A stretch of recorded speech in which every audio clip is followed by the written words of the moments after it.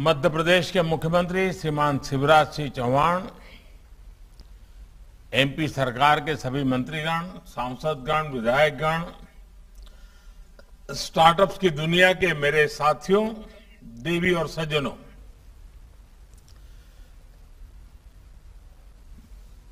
आप सबने देखा होगा शायद मैं मध्य प्रदेश की युवा प्रतिभाओं से, स्टार्टअप से जुड़े कुछ नौजवानों से मैं चर्चा कर रहा था और मैं अनुभव करता था, आप भी अनुभव करते होंगे। और एक बात पक्की है कि जब दिल में जोश हो, नई उमंगे हो, इनोवेशन का जज्बा हो, तो उसका प्रभाव साफ नजर आता है। और उमंग ने तो इस प्रकार का भाषण भी दे दिया आज। आप सबसे मुझे जो बात करने का अवसर मिला और जिन्होंने इस बात को सुना होगा, वो पूरे विश्वास के साथ ये कह सकता है कि आज देश में जितनी प्रोएक्टिव स्टार्टअप नीति है, उतना ही परिश्रमी स्टार्टअप नेतृत्व भी है। इसलिए देश एक नई युवा ऊर्जा के साथ विकास को गति दे रहा है। आज मध्य प्रदेश में स्टार्टअप पोर्टल और आई हब इंदौर का शुभारंभ हुआ है। एमपी की स्टार्टअप नीति के तहत स्टार्टअप्स और इंक्यूबेटर्स को वित्तीय सहायता भी दी गई है। मैं इन प्रयासों के लिए और इस आयोजन के लिए मध्य प्रदेश सरकार को, देश के स्टार्टअप इकोसिस्टम को और आप सबको बहुत बहुत बधाई देता हूं। साथियों, आपको याद होगा 2014 में जब हमारी सरकार आई थी तो देश में 300-400 के आसपास स्टार्टअप हुआ करते थे और कोई स्टार्टअप शब्द भी सुनाई भी नहीं देता था, न उसकी कोई चर्चा हुआ करती थी। लेकिन आज 8 वर्ष के इस छोटे से कालखंड में भारत में स्टार्टअप की दुनिया ही बदल चुकी है। आज हमारे देश में करीब 70,000 रिकॉग्नाइज्ड स्टार्टअप्स हैं। आज भारत में दुनिया का तीसरा सबसे बड़ा स्टार्टअप इकोसिस्टम है। हम दुनिया के सबसे बड़े यूनिकॉर्न हब्स में भी एक ताकत के रूप में उभर रहे हैं। आज औसतन 8 या 10 दिन के भीतर भीतर भारत में एक स्टार्टअप यूनिकॉर्न बन जाता है, यूनिकॉर्न में बदल रहा है। अब आप कल्पना कर सकते हैं कि शून्य से शुरू करके किसी एक स्टार्टअप का यूनिकॉर्न बनने का मतलब होता है कि इतने कम समय में करीब करीब 7,000 करोड़ रुपए की पूंजी तक पहुंचना, तब एक यूनिकॉर्न बनता है। और आज 8-10 दिन में एक नया यूनिकॉर्न इस देश में हमारे नौजवान बना रहे हैं। साथियों, ये भारत के युवाओं का सामर्थ्य है, सफलता की नई ऊंचाई प्राप्त करने की इच्छा शक्ति का उदाहरण है। और मैं अर्थ जगत के नीतियों का अध्ययन करने वाले जानकारों को एक बात नोट करने को कहूंगा भारत में जितना बड़ा हमारे स्टार्टअप का एक वॉल्यूम है, उतनी ही उसकी डाइवर्सिटी भी है। ये स्टार्टअप्स किसी एक राज्य या 2-4 मेट्रो सिटी तक सीमित नहीं है। ये स्टार्टअप्स हिंदुस्तान के अनेक राज्यों में, हिंदुस्तान के अनेक छोटे छोटे शहरों में फैले हुए हैं। इतना ही नहीं, एक मोटा मोटा अगर मैं हिसाब लगाऊं तो 50 से भी ज्यादा अलग अलग प्रकार की इंडस्ट्रीज से स्टार्टअप जुड़े हुए हैं। ये देश के प्रत्येक राज्य और 650 से ज्यादा जिलों में फैले हुए हैं। करीब 50% स्टार्टअप तो ऐसे हैं जो टियर 2 और टियर 3 सिटी में आते हैं। अक्सर कुछ लोगों को भ्रम हो जाता है कि स्टार्टअप यानी कंप्यूटर से जुड़ा हुआ ये नौजवानों का कोई खेल चल रहा है, कुछ कारोबार चल रहा है। ये भ्रम है। हकीकत यह है कि स्टार्टअप का दायरा और विस्तार बहुत बड़ा है। स्टार्टअप्स हमें कठिन चुनौती का सरल समाधान देते हैं और हम देख रहे हैं कि कल के स्टार्टअप्स आज के मल्टीनेशनल्स बन रहे हैं। मुझे खुशी है कि आज एग्रीकल्चर के क्षेत्र में, रिटेल बिजनेस के क्षेत्र में, हेल्थ सेक्टर में नए नए स्टार्टअप्स उभर करके आ रहे हैं। साथियों, आज जब हम दुनिया को भारत के स्टार्टअप इकोसिस्टम की प्रशंसा करते हुए सुनते हैं, हर हिंदुस्तानी को गर्व होता है। लेकिन साथियों, एक सवाल भी है। 8 साल पहले तक जो स्टार्टअप शब्द कुछ गलियारों में ही, कुछ टेक्निकल वर्ड के गलियारों में ही चर्चा का हिस्सा था, वो आज सामान्य भारतीय युवा के सपने पूरे करने का एक सशक्त माध्यम,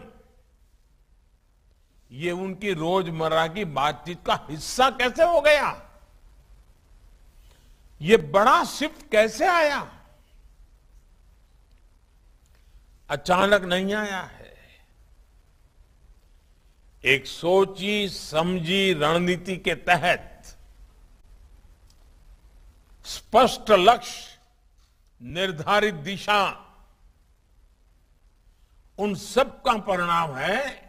और मैं जरूर चाहूंगा कि आज जब मैं स्टार्टअप की दुनिया के नौजवानों से मिला हूं और इंदौर जैसी धरती मेरे सामने हो, तो मुझे लगता है कि मैं भी कुछ बातें आपको आज बताऊं। आज जिसको स्टार्टअप क्रांति माना जा रहा है, उसने आकार कैसे लिया? मैं समझता हूं हर नौजवान को ये जानना बहुत बड़ी जरूरी है और ये अपने आप में एक प्रेरणा भी है।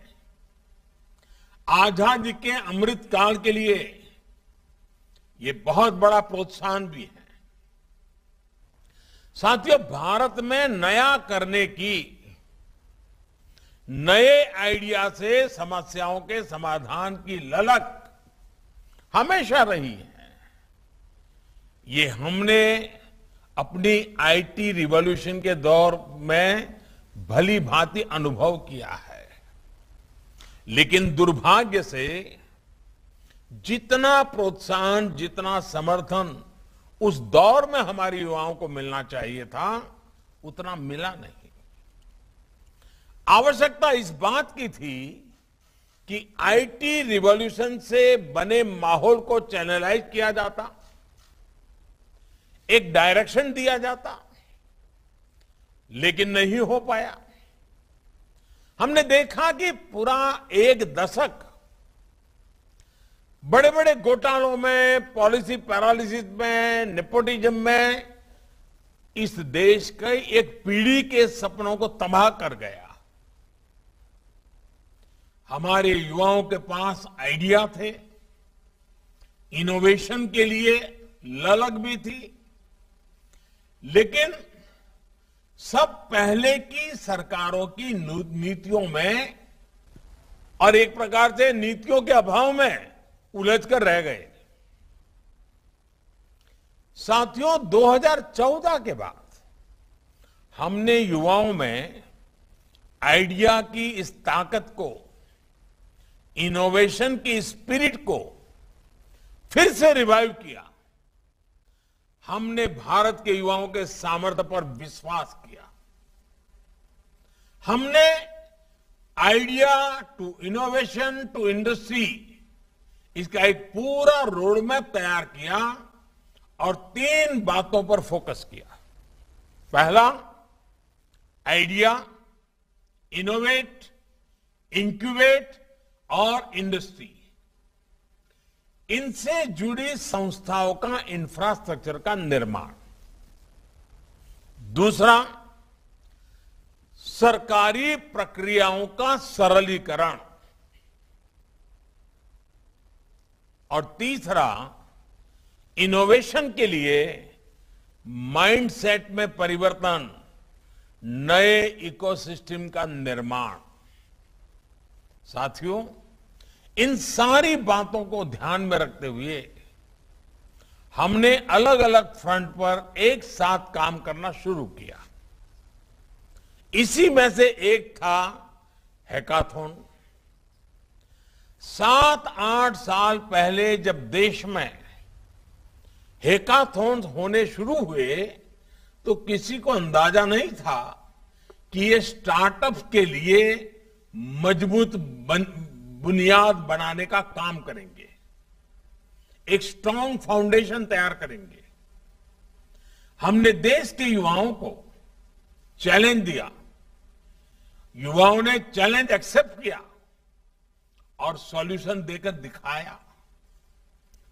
देश के लाखों युवाओं को इन हैकाथॉन्स में पर्पस ऑफ लाइफ मिला, सेंस ऑफ रिस्पॉन्सिबिलिटी और बढ़ी। इससे उनमें ये विश्वास जगा कि जिन रोजमर्रा की समस्याओं से देश जूझ रहा है उसे वो दूर करने में अपना योगदान दे सकते हैं।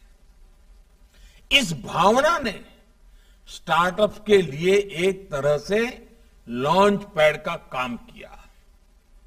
सिर्फ सरकार के स्मार्ट इंडिया हैकाथॉन में ही, आपको जानकर आप में से शायद कुछ लोग उसमें जुड़े होंगे, मेरे जो सामने बैठे हैं, स्मार्ट इंडिया हैकाथॉन में ही बीते सालों में लगभग 15 लाख ऐसे टैलेंटेड युवा साथी उसके साथ जुड़े हैं। मुझे याद है कि ऐसे ही हैकाथॉन्स में, क्योंकि मुझे भी बड़ा अच्छा लगता था, नई नई चीजें समझने को मिलती थी, जानने को मिलती थी, तो मैं 2-2 दिन तक ये युवाओं के इस हैकाथॉन की गतिविधि को बारीकी से नजर रखता था, देखता था। रात को 12-12 बजे, 1-1, 2-2 बजे उनके साथ गप्पे गोष्ठी करता था, उनके जुनून को देखता था, वो क्या करते हैं, कैसे जूझते हैं, अपनी सफलता पर कितने खुश होते हैं। ये सारी बातें मैं देखता था, मैं फील करता था। और मुझे खुशी है कि आज भी देश के किसी ना किसी हिस्से में हर रोज कोई न कोई एक हैकाथॉन चल रहा है, हो रहा है। यानी కన్స్ట్రక్షన్ రంగాలలో దశాబ్దపు అనుభవంతో కస్టమర్ల మరియు శ్రేయోభిలాషుల మన్ననలను నమ్మకాన్ని గెలుపొందిన సంస్థ విఆర్ఆర్ కన్స్ట్రక్షన్స్. నాణ్యతకు నమ్మకానికి మారుపేరు VRR constructions. Independent houses, apartments, villas అన్ని రకాల హంగులతో అలరించే అద్భుతమైన వెంచర్స్ తో పాటు అందరికీ అందుబాటు ధరలో సొంత ఇంటి కలను సాకారం చేసే నమ్మకమైన సంస్థ VRR constructions. Please visit VRR Constructions, Varatex Plaza near Radhika Theatre, ECL X Road, Hyderabad.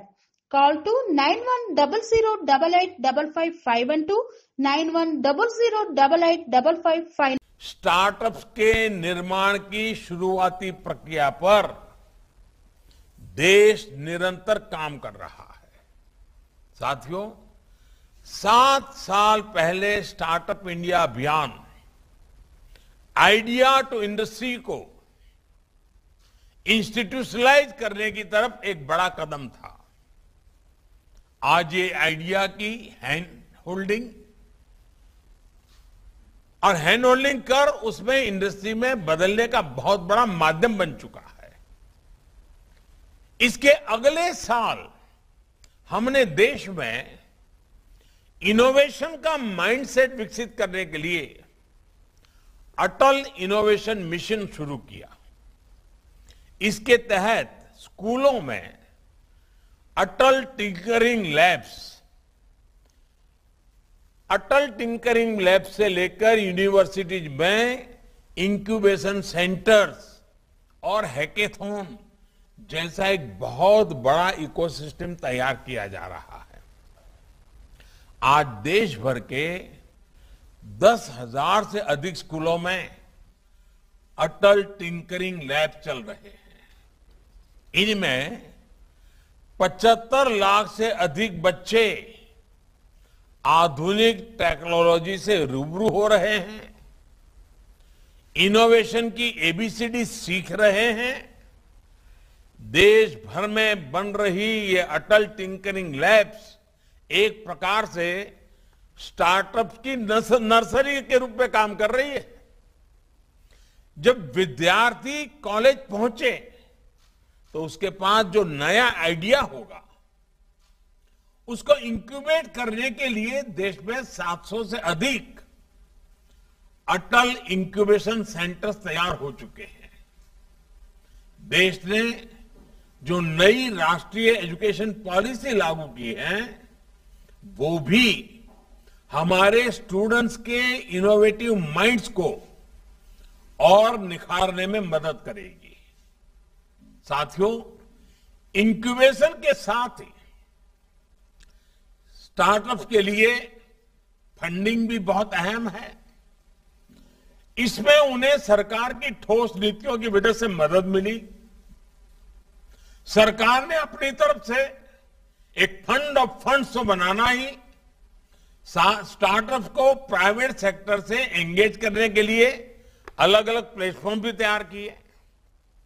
ऐसे ही कदमों से आज हजारों करोड़ रुपए का प्राइवेट निवेश भी स्टार्टअप इकोसिस्टम में इंजेक्ट हो रहा है और ये दिनों दिन बढ़ रहा है। साथियों, बीते वर्षों में टैक्स छूट देने से लेकर दूसरे इंसेंटिव देने तक देश में अनेकों रिफॉर्म्स लगातार किए गए हैं। स्पेस सेक्टर में मैपिंग,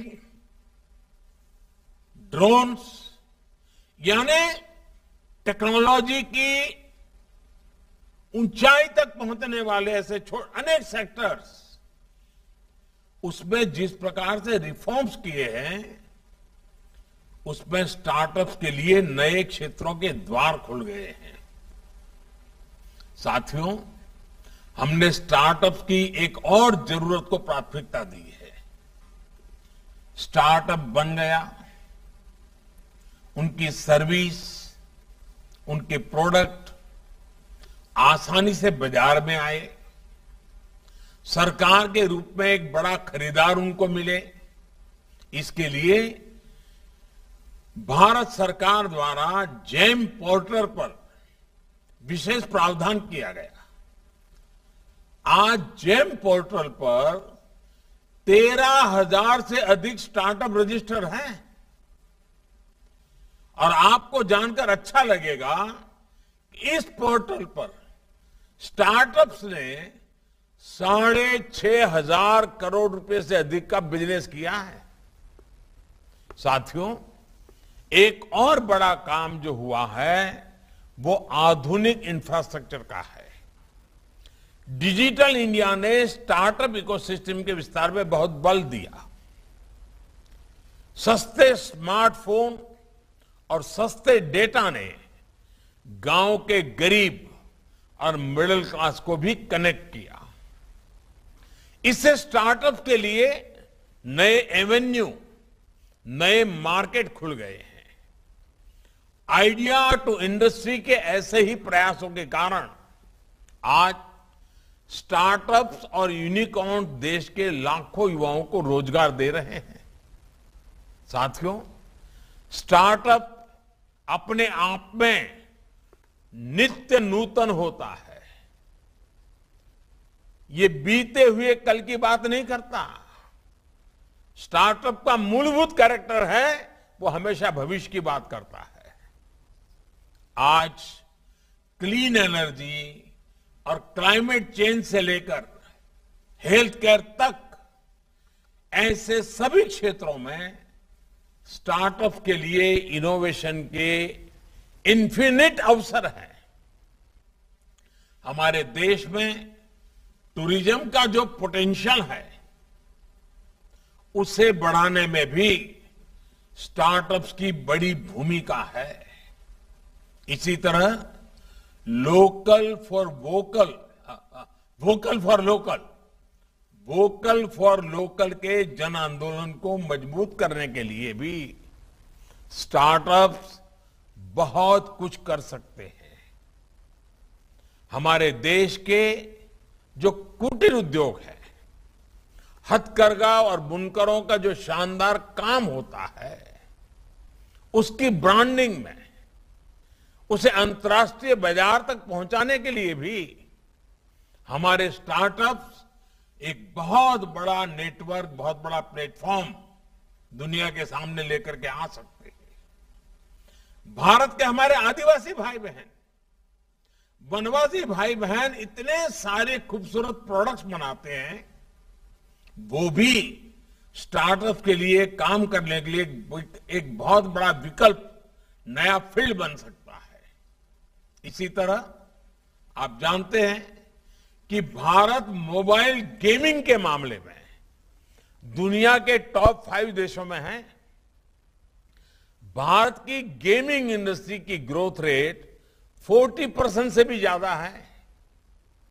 इस बार के बजट में हमने एवीजीसी यानी कि एनिमेशन, विजुअल इफेक्ट, गेमिंग और कॉमिक, इस सेक्टर को सपोर्ट पर भी जोर दिया है।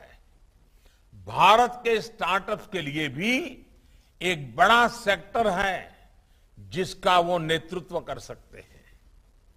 ऐसे ही एक सेक्टर है टॉय इंडस्ट्री। टॉयज को लेकर भारत की बहुत समृद्ध विरासत रही है। भारत के स्टार्टअप्स इसे सारी दुनिया के आकर्षण का केंद्र बना सकते हैं। अभी टॉयज के ग्लोबल मार्केट शेयर में भारत का योगदान सिर्फ 1% से भी कम है। इसे बढ़ाने में भी मेरे देश के नौजवान, मेरे देश के आइडियाज को लेकर के जी रहे नौजवान स्टार्टअप लेकर के आए, बहुत बड़ा योगदान कर सकते हैं। मुझे ये देखकर बहुत अच्छा लगता है कि भारत के 800 से ज्यादा स्टार्टअप्स, आपको भी सुनकर के खुशी होगी, 800 से ज्यादा स्टार्टअप्स खेलकूद के काम में, स्पोर्ट्स से जुड़े हुए हैं। किसी ने सोचा नहीं होगा कि ये भी एक क्षेत्र है। इसमें भी जिस प्रकार से भारत में एक स्पोर्ट्समैन का कल्चर खड़ा हो रहा है, स्पोर्ट्स का स्पिरिट पैदा हुआ है, स्टार्टअप के लिए इस क्षेत्र में भी अनेक संभावनाएं हैं। साथियों, हमें देश की सफलता को नई गति देनी है, नई ऊंचाई देनी है। आज भारत G20 देशों में फास्टेस्ट ग्रोइंग इकोनॉमी है। दुनिया की तीसरी सबसे बड़ी अर्थव्यवस्था भारत की है। आज भारत स्मार्टफोन डेटा कंज्यूमर के मामले में दुनिया में पहले नंबर पे है। इंटरनेट यूजर्स के मामले में भारत दुनिया में दूसरे नंबर पर है। आज भारत ग्लोबल रिटेल इंडेक्स में दूसरे पायदान पर खड़ा है। भारत दुनिया का तीसरा सबसे बड़ा एनर्जी कंज्यूमर देश है। दुनिया का तीसरा सबसे बड़ा कंज्यूमर मार्केट भारत में है। भारत ने बीते वित्तीय वर्ष में $470 बिलियन यानी 30 लाख करोड़ रुपए से ज्यादा का मर्केंडाइज एक्सपोर्ट करके नया रिकॉर्ड बनाया है। भारत आज अपने इंफ्रास्ट्रक्चर को आधुनिक बनाने के लिए जितना इन्वेस्ट कर रहा है उतना पहले कभी नहीं हुआ है। भारत का अभूतपूर्व जोर आज ईज ऑफ लिविंग पर भी है और ईज ऑफ डूइंग बिजनेस पर भी है। ये सारी बातें किसी भी भारतीय को गर्व से भर देगी। ये सारे प्रयास एक विश्वास जगाते हैं। भारत की ग्रोथ स्टोरी, भारत की सक्सेस स्टोरी अब इस दशक में एक नई ऊर्जा के साथ आगे बढ़ेगी। ये समय आजादी के अमृत महोत्सव का है। हम अपनी आजादी के 75 वर्ष का पर्व मना रहे हैं। आज हम जो भी करेंगे उससे नए भारत का भविष्य तय होगा, देश की दिशा तय होगी। आपने इन सामूहिक प्रयासों से हम 135 करोड़ आशा आकांक्षाओं को पूरा करेंगे। मुझे विश्वास है भारत की स्टार्टअप क्रांति इस अमृत काल की बहुत महत्वपूर्ण पहचान बनेगी। सभी नौजवानों को मेरी तरफ से बहुत बहुत शुभकामनाएं हैं। मध्य प्रदेश सरकार को भी मेरी बधाई। बहुत बहुत धन्यवाद। సెరెనిటీ మోడల్ హై స్కూల్ విద్యార్థులకు అమ్మఒడి, సామాన్యులకు అందుబాటులో ఉన్న బడి సెరెనిటీ. మేడ్చల్ జిల్లాలో మేటిగా నిలిచి సాటిలేని ఫలితాలను సాధిస్తున్న నంబర్ 1 స్కూల్ సెరెనిటీ. మా ప్రత్యేకతలు ప్రతి విద్యార్థి పట్ల వ్యక్తిగత శ్రద్ధ, activity based learning and digital classrooms, computer lab, 100% ఫలితాలు, sports and cultural activities, yoga, abacus మరియు Vedic maths education. Please visit Serenity Model High School, Nagaram. Admissions are in progress. Call 040-271-46899 and 040-271-48699.